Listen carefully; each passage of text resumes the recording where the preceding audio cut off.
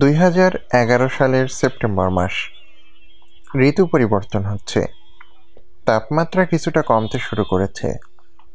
গাছের পাতাগুলো লাল, হলুদ, কমলা রং ধারণ করছে।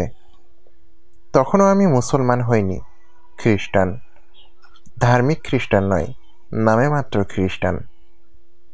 1980 সালের সেপ্টেম্বর মাসে টেক্সাসের ব্রিজপোর্টে আমার জন্ম।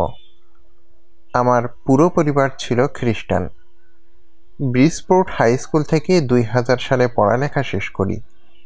সময়টি বেশ ভালোই কাটছিল। এর 1 বছর পর আমার জীবনে নেমে আসে মহাবিপর্যয়। রঙিন আকাশে হঠাৎ কালো মেঘের ঘনঘটা। টেক্সাসের ডিকাতোর শহরে কার অ্যাক্সিডেন্ট করি। অ্যাক্সিডেন্টের পর অজ্ঞান হয়ে রাস্তায় পড়ে থাকি। জ্ঞান ফেরার পর নিজেকে হাসপাতালের বেডে আবিষ্কার করি। হাত পা নাড়াতে পারছিলাম না। ডাক্তার এসে বলল, আমার কোয়াড্রিপ্লেজিক হয়েছে। গলার নিচ থেকে পা পর্যন্ত শরীর প্যারালাইজড হয়ে গেছে। জাস্টিন শহরের একটি নার্সিংহোমে আমাকে ভর্তি করা হলো। এই নার্সিংহোমের বেশিরভাগ রোগীর বয়স 90 থেকে 100 বছর। আমি যুবক, 21 বছরের একজন প্যারালাইজড যুবক। প্রথম দিকে নাকে নল ঢুকিয়ে খাবার খেতে দিত। এভাবে খাওয়া খুবই কষ্টকর। তাই আস্তে আস্তে চিবিয়ে খাওয়ার চেষ্টা করে যেতে লাগলাম। চিবিয়ে খাওয়ার অদম্য চেষ্টা শেষ পর্যন্ত সফল হলো। নার্সিংরুমে আমার এক রুমমেট ছিল। তার নাম মার্ক। তার একটি লিভারের প্রয়োজন। তাই সে লিভার ট্রান্সপ্লান্টের জন্য অপেক্ষা করছিল। ধর্মীয় পরিচয়ে সে ছিল খ্রিস্টান। সব সময় গলায় ক্রুশ ঝুলিয়ে রাখত। অল্প দিনের মধ্যেই তার সাথে আমার বন্ধুত্ব হয়ে যায়। নার্সিংরুমে আমরা নানান বিষয়ে আলোচনা করতাম। তবে স্রষ্টা ও জীবনই থাকত আমাদের আলোচনার মূল ও প্রধান বিষয়। একদিন শুনতে পেলাম মার্ককে এক লোক লিভার ডোনেট করবেন। মার্ক আমাকে ছেড়ে চলে যাবে। ওকে বিদায় জানালাম। কে জানতো এই বিদায়ই হবে শেষ বিদায়। লিভার ট্রান্সপ্লান্ট করার সময় অপারেশন টেবিলে মার্ক মারা যায়। মার্কের মৃত্যু সংবাদে আমি স্বজন হারানোর মতো বেদনা অনুভব করি। আমার বিবশ দেহের ভেতর থেকে আত্মাটা আর্তনাদ করে ওঠে। মার্কের বোন ওর গলায় ঝোলানো ক্রুশটি আমাকে দিয়ে যায়। আমি তাকে ক্রুশটি আমার বেডের পাশে রাখতে বলি। মার্কের মৃত্যুর পর শুরু হয় নার্সিংরুমের একাকিত্বের দিন। অবশ্য একাকিত্বের কষ্ট থেকে বাঁচানোর জন্য আমার পরিবার একটি ভয়েস কমান্ড কম্পিউটারের ব্যবস্থা করেছিল। ভয়েস কমান্ডের মাধ্যমে আমি ইন্টারনেটে ব্রাউজিং করতে পারতাম। মার্ককে হারানোর 7 বছর কেটে গেল। 2011 সালের সেপ্টেম্বর মাস। রাতে ঘুমাচ্ছিলাম। হঠাৎ একটি অদ্ভুত স্বপ্ন দেখলাম। আমি মরুভূমির মাঝখানে দাঁড়ানো। মরুভূমির বাতাস বইছে, বালি উঠছে। এই বালুঝড় ঠেলে প্রায় 6 ফুট লম্বা একটা ব্যক্তি আমার দিকে এগিয়ে আসছেন। আমার কাছে এসে ক্রুশটি দেখিয়ে বললেন, আল্লাহ এই জন্য তার রাসূল পাঠাননি যে মানুষ যিশুর উপাসনা করবে, বরং আল্লাহ রাসূলগণকে পাঠিয়েছেন যেন মানুষ আল্লাহর উপাসনা করে। যিশু একজন মানুষ মাত্র। তিনি বাজারে যেতেন, খাবারও খেতেন। এরপর আমার ঘুম ভেঙে যায়। ঘুম ভাঙার পরপরই আমি আনমনে বলে উঠি, আশহাদু আল্লা ইলাহা ইল্লাল্লাহু ওয়া আশহাদু আন্না মুহাম্মাদান আবদুহু ওয়া রাসূলুহু।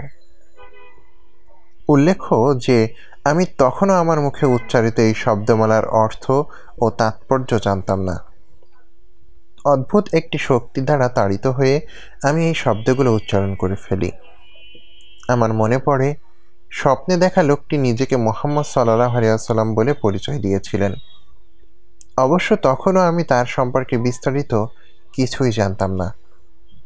কম্পিউটারে ভয়েস কমান্ড করলাম মুহাম্মদ বলে। সার্চ রেজাল্টে ইসলামের অনেকগুলো বিষয় এলো। আস্তে আস্তে বুঝতে পারলাম ঘুম ভাঙার পর মুখ দিয়ে আমি যে শব্দগুলো উচ্চারণ করেছি সেগুলোই ইসলামের টেস্টিমনি।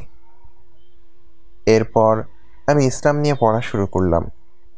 এক পর্যায়ে বুঝতে পারি আমার সাথে ঘটে যাওয়া ঘটনাটি বিচ্ছিন্ন কোনো ঘটনা নয়, এমনকি কাকতালীয় কোনো ব্যাপারও নয়, বরং এই স্বপ্নের মাধ্যমে আল্লাহ আমাকে হিদায়াত দিতে চাচ্ছেন। এই তাৎপর্যটি অনুধাবনের সঙ্গে সঙ্গে আমি মনে প্রাণে মুসলমান হয়ে যাই। চ্যাটরুমে গিয়ে আমি কুরআন শেখার অভিপ্রায় ব্যক্ত করি। স্কাইপে একজন আমাকে আরবি বর্ণমালা শিখিয়ে দেন।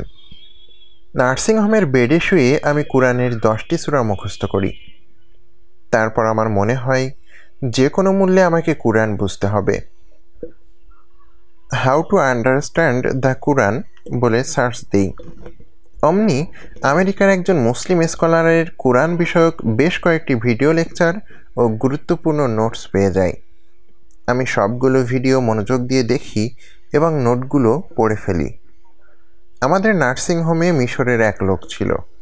সে সার্ভিসিংয়ের কাজ করত। ধর্মীয় দিক থেকে সে মুসলমান হলেও ধর্মকর্ম পালন করত না, এমনকি সপ্তাহান্তে জুমার সালাতটাও আদায় করত না। মাঝে মধ্যে ধর্মের কথা মনে পড়লে সে নার্সিংহোমের কাছাকাছি একটি চার্চে যেত। চার্চে গিয়ে প্রার্থনা করত, অথচ সে ছিল মুসলিম। একদিন আমি রুমে বসে সূরা আসর তিলাওয়াত করছিলাম। ওই সময় মিশরীয় লোকটি আমার রুমের পাশে দিয়ে যাচ্ছিল। আমার তিলাওয়াত শুনে সে ভেতরে এসে জিজ্ঞেস করে, এতক্ষণ তুমি কি শুনছিলে? আমি বললাম, কই, আমি তো কিছু শুনছিলাম না, বরং আমি কুরআন তিলাওয়াত করছিলাম। আমি মুসলমান হয়ে গেছি শুনে লোকটি অবাক হয়ে আমার দিকে তাকালো। মনে হলো তার মাথায় যেন আকাশ ভেঙে পড়েছে। আমাকে বলল, আমেরিকার টেক্সাস শহর, চারিদিক ভর্তি চার্চে। তাছাড়া নার্সিংহোমের বিছানার পাশে ঝুলানো একটি ক্রুশ নাড়ানোর ক্ষমতাও তোমার নেই, আর তুমি বলছো তুমি মুসলমান হয়ে গিয়েছ। আমি তাকে সব ঘটনা খুলে বললাম।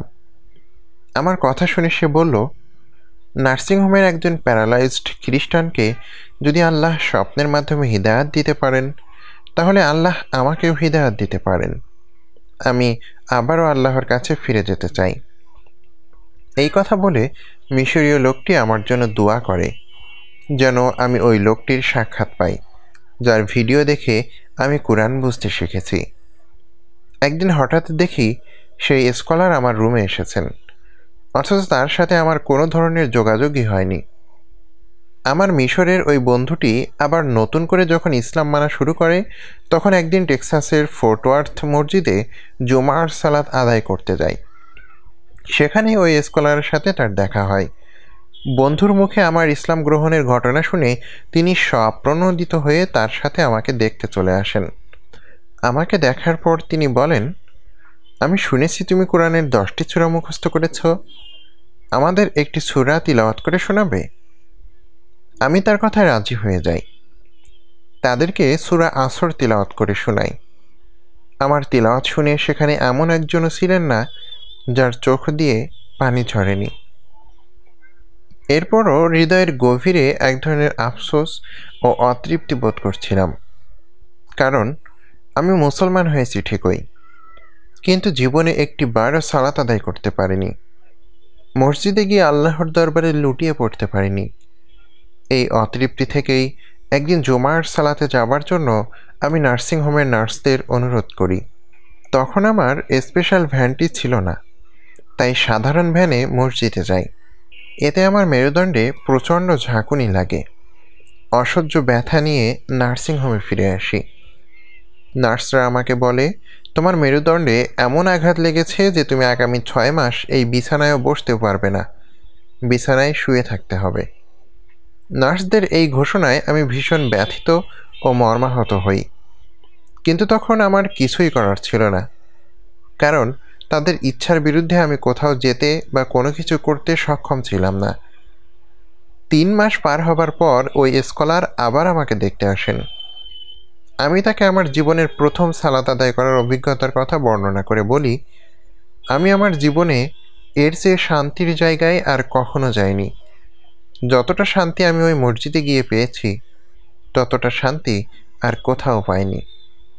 সুতরাং আমি সুস্থ হয়ে বসার সুযোগ পেলে কি করব জানেন?